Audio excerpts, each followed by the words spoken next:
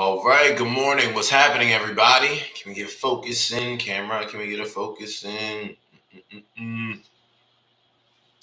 This thing really hates me looking at this YouTube screen. It does not know how to kind of conduct itself. If I hold up both hands, yeah, a lot of times it'll focus in. There we go. All right, good morning, everybody. Hope you're doing well. Hope you had a great night's sleep. You're ready to get after it today. It also might be the background that's throwing it off. Yes, Vivian, good morning. Carla, good morning. Tage, good morning. Paul, Dylan, good morning. Hope all you guys had an amazing morning. You got after it, conquered your goals, and started the day on the best foot that you could. Unlike this camera, which literally is struggling like it's on its last leg. There we go. Yeah, I feel like this bad boy, I might just get an actual camera to like use for streams as opposed to the webcam, which is still, 4K and all that, but I feel like 4K isn't what it used to be. Like I said, I hope everybody's joining us from a great space, a great mental space, and you're ready to execute. We've had a lot of things happening, a lot of things going on. What's today? August 23rd, 2023, 8/23/23. You love to see it. I love when the numbers match up. But what are we doing here, right? If you're new, if you haven't joined us before, if you're watching us from the future, this is the pre-market prep session where we're going to go over all the important breaking news, all the analysis, right? All the landscape when it comes to the landscape of markets and planning a game plan as to how to traverse them. And then, of course, trade ideas, right? All of that is what we go over each and every day at 8:45 a.m. during the pre-market prep session. So winning in markets and really winning in anything requires consistency, consistent investment. So we're here as part of investing 1% into ourselves each and every day, just trying to get 1% better. That's the goal. And I'm telling you, if you stay committed to that goal, you hear me say it so it can sound monotonous, but literally just the small things. It's the small things, especially as you get better in trading and you build up and you build up and you build up. It's the tinier things that you have to adjust in order to make exponential leaps. And anyone who's been successful in this field can let you know that. People who are making successful strides, even within this community, right, can let you know that exact same thing, that it's the tiny things that you do that make all of the difference. People are often worried about what stock should I enter? What trades should I enter? When should I take profit, right? They're worried about all these, but it's the small things that are what lead to excellence, right? Excellence is in the small things. It's found in the details. So make sure that you are constantly attending to, right, and adjusting and refining the details, because that's what's going to take you from a small account to a large account, right? It's not you being in a trade and then that trade hits. It's going to be how you conduct yourself throughout everything that you do, right? When it comes to trading, it's kind of like the difference between like a Kobe, and like an Allen Iverson. Allen Iverson is like practice. Well, Allen Iverson never won a championship. That's no hate on AI. I love AI, but maybe if he practiced, maybe if he put forth a little bit more effort and didn't just show up for games, he'd have won a championship, right? At the end of the day, practice matters. The details matter. Kobe understood that. Kobe paid attention to the details. He was meticulous about it, even when no one was watching, even when the game wasn't on the line.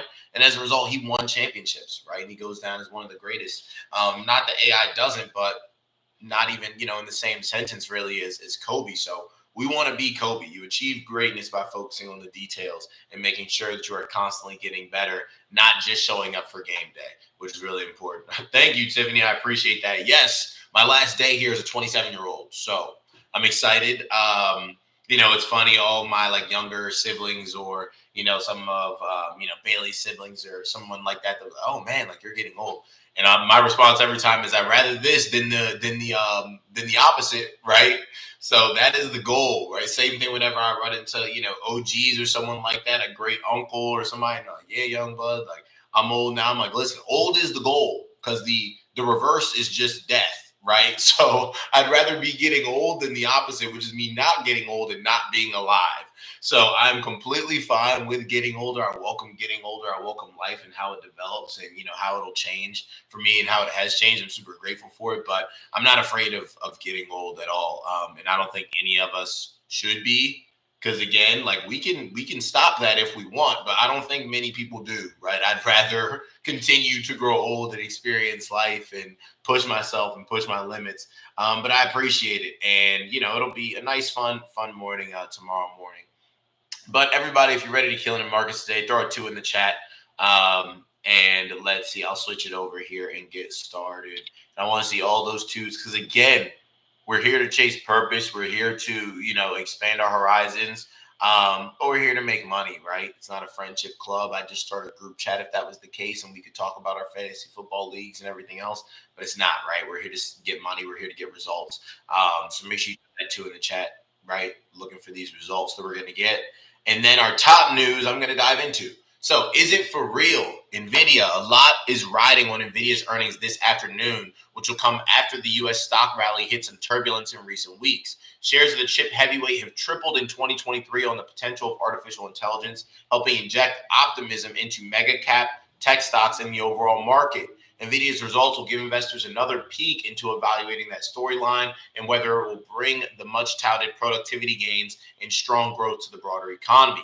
Now, AI bellwether, NVIDIA stunned Wall Street back in May when its shocking guidance sent the stock up 24% in one day. The company forecasts revenue of about $11 billion for the fiscal second quarter, which was billions of dollars higher than estimates and above its previous quarterly revenue of $8.3 billion. It's now showtime to see if NVIDIA can make good on those projections or even blow it out of the park again, giving investors renewed faith in its position as a beneficiary of ChatGPT, as well as the general AI story. And that's what I talked about kind of following NVIDIA's previous earnings was like, they really threw out some lofty expectations. So now is where the rubber meets the road, baby, right? This is like when that person says, oh, I'm scoring 40 in this next game. I'm scoring 40 in this next game. And now we're about to see that next game, right? Are you really scoring 40 or not? And can NVIDIA even beat those projections? Yeah, they could, right? Bubbles are one of those things where stocks can fly. Like Nvidia can still go higher. Do I think it's going to go higher? I have no idea, right? And if you want to make that bet, you can make that bet. You can place whatever bets that you like. Just know that you got to be fine with flushing that money down the toilet. And yeah, that's where we're at. But I'm anxious to see kind of in every bubble the shoe has to drop. AI is definitely in a bubble. It's going to be, it already is, but it is going to continue to be a world-changing technology. But world-changing technologies take time to develop. They don't just like change the world in some crazy monetizable way overnight. I think over the course of the next, 5 years, 10 years, AI will be, insane, just like how the App Store was, right? That was one of the greatest technological innovations that no one talks about. The App Store revolutionized things. Did it make for a lot of monetizable opportunity early out of the gate? Yes, a ton of software developers now could go and put out their software. Before the App Store, you could not just go and get software, right? There were like software salesmen, and if you came up with an application, you had to like get out and physically meet people and say, hey, can you download my internet application, which is ridiculous. And then they come out with the App Store, and suddenly anybody can create an app and you can instantly get paid from it, right? Which is amazing, right? It's so underrated. Same thing with the creation of the internet, right? The internet was created. There was the, internet.com bubble. And yes, that bubble came and then it went and it lasted like a little over a year. But the important thing to recognize that was the internet crazy when it first came out? Yes. Did it like change the world immediately when it first came out? No, that happened over the course of like 5 to 10 years. So I think it'll be the exact same thing with AI as well. It is an amazing technology, but it's just kind of like, what is it doing right now? And for someone like NVIDIA, it could still be, doing amazing things. It's just they set very lofty goals. Maybe they did that knowing that they could easily exceed them. If so, that's smart on their part. So we'll see. Whatever the results may be, traders are bracing for big swings and volatility according to the options market. Over the past 8 quarters, NVIDIA stock has swung an average of 8.6% post-earnings, while shares hit a new all-time high yesterday before pairing the gains to take their year-to-date gain to around 220%. NVIDIA is also the 5th biggest weight in the S&P 500 and NASDAQ 100, so big swings by the stock could influence movement and sentiment in the surrounding major indices. That is true, right? If you're worried about NVIDIA earnings, don't swing anything overnight. It's as simple as that, right? You say, Adam, like, how can I minimize risk? How can I do? There is only so much risk minimization, right? It's like when you hop in a car. Well, how do I make this as safe as possible? It is, right? You've got airbags, you got this, you got that. Drive safely, but at the end of the day, if a plane falls out of the sky and crushes your car, you can't do anything about it, right? if I don't know, a bird flies and hits your window and then you veer off the road, you can't do anything about it. So there's certain amounts of safety that you can instill, but it's not like you can just rubber wrap the market and say, okay, I really want to be involved, so I've just got to find the safest way. No, the safest way is to not have money out there, right? And if you're scared about losing that money, you can't afford to lose it, don't put it out there. But yeah, it's definitely a big name, possibly, the most watched name out of any tech name now is NVIDIA because of AI. NVIDIA, Microsoft, definitely, but NVIDIA for sure. So I'm excited to see kind of what they get in terms of results. Commentary seeking alpha analysts are speaking out before the primetime earnings, with the bulls and bears taking firm positions. Also, check out the Wall Street Lunch podcast, which discussed the godfather of AI, as the stock was named by analyst Dan Ives, and whether the party will keep going. Morgan Stanley notes the ability to identify stocks that could command an artificial intelligence edge is becoming increasingly important for investors in all sectors. So yeah, we'll see. Some people are whispering that they're going to beat. Microsoft didn't really have any type of crazy beat, like that was AI related in terms of like it adding to their revenue. But NVIDIA is a little bit different because you literally have to buy those chips in order to train those AI models. So everyone who's making an AI, right, needs those computer chips. So that's kind of the big thing for them, is that those orders can start early, right? They can start immediately. So, that can be something that immediately affects their bottom line. The big thing to watch out for, too, is that a large move is expected. What if it does not move big enough? And you saw this with a number of stocks where the move just wasn't large enough to, have the effect that you wanted it to have. The expected move is literally almost 10%, 8.6% move. That is huge. So if it just moves a little bit up or moves a little bit down, you're screwed, right? But yeah, well, we got to see what happens. You pop your popcorn, or maybe open a bag of chips, pun intended, and see what type of earnings we end up getting. I'm excited to see kind of what we get out of that. So let's keep it going on. In terms of economic news, no place like home. Property sales have fallen for the fourth time in 5 months, weighed by high mortgage rates and limited inventory that's driving prices higher. Existing home sales in July were down 2.2% month over month to 4.07 million, less than the 4.150 million expected. While on a year-over-year basis, existing home sales dropped another 16.6% compared to an 18.9% drop in June. Quote, existing home sales were a little slower than expected in July, but the median sale price rose from a year earlier for the first time since January, said Bill Adams, chief economist, Comerica Bank. Quote, house price declines are probably over in most U.S. markets, and prices are likely to rise modestly in the next few years. So just a little update on the real estate market. And of course, if you're in the DMV, DC, Maryland, Virginia, and you need help with real estate, buying, selling, whatever, I happen to be related to the best realtor in all three of those areas, and he's licensed in all three of them. So, hit me up or hit him up, Jonathan Holland. Super proud of him and everything he's been doing. He's still running hot, even with the market, running low. So you guys know how we do it in the Holland household. Everybody is pushing, controlling what they can control, and providing the most value in the best way possible. So if you do need help with a home, go ahead and hit him up. In terms of real estate myself, that's something that I'm edging more into with funds accrued by the stock market, but I'm still learning, right? I'm hitting the books, and I'm in the infantile stages, of the commercial side of things. But yeah, property sales, it's a good thing in terms of like cooling down the economy and all that, helping inflation continue to go down. So that's something that you want to see over time. And of course, the Fed likes to see that as well. It might be something that they comment on, during the Jackson Hole kind of meeting that they're all having. So that's going on this week. I believe it kicks off today. So again, going online and maybe checking out how market behaves during Jackson Hole meeting might be worth it. But overall, I'm just going to kind of do what the technicals lead me are most probable to do, and then scale down if I'm nervous and just execute that way, right? But I don't expect the Fed or anything crazy to come out of Jackson Hole that we didn't already expect. And I'm not going to expect anything that they say specifically to tank the market. If the market tanks, it's just because we're bearish right now.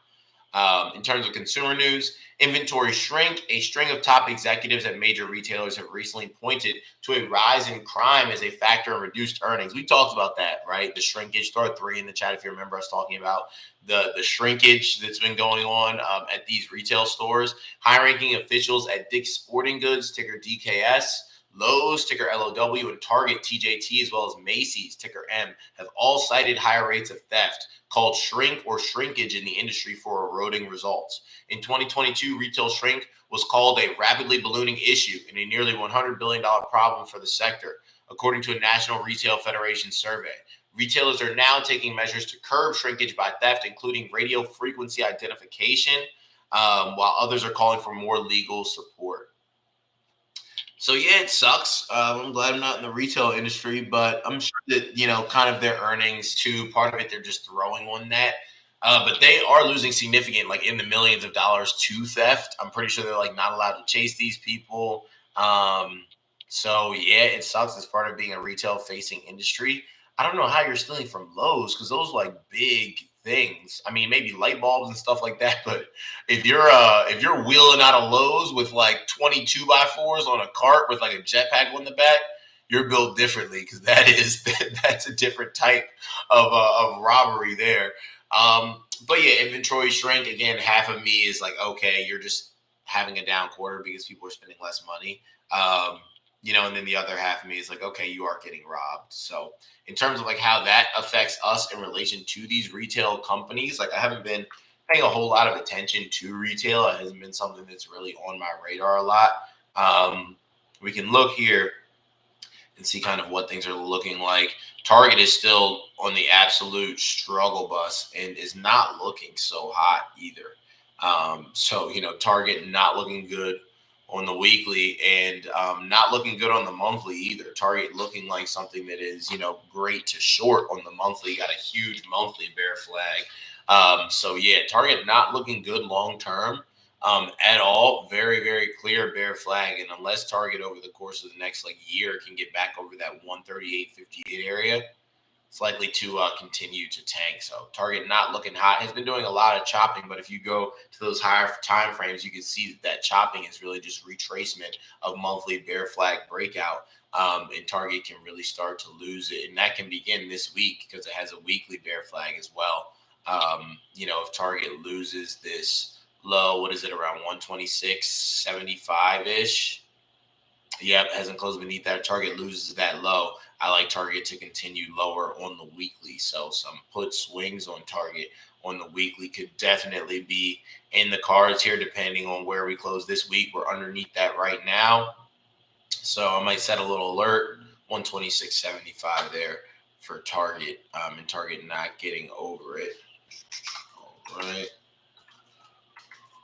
Retesting weekly bear flag breakout. Bada bing, bada boom. Now, let's move on to our next headline here. Global news, more transparency as China continues. And before I dive into this, let me make sure we don't got, okay, cool, no questions going on. And they are, I've seen that at Lowe's. No way. People are really rolling into Lowe's and just jacking bundles of 2x4s. That is crazy. I mean, we live in different times. I don't know, y'all. I'm a hobbit. I literally live in this room, and I like my office. Oh, here, sorry, we got a lot of got stuff going on in the background. Oh, I've got videos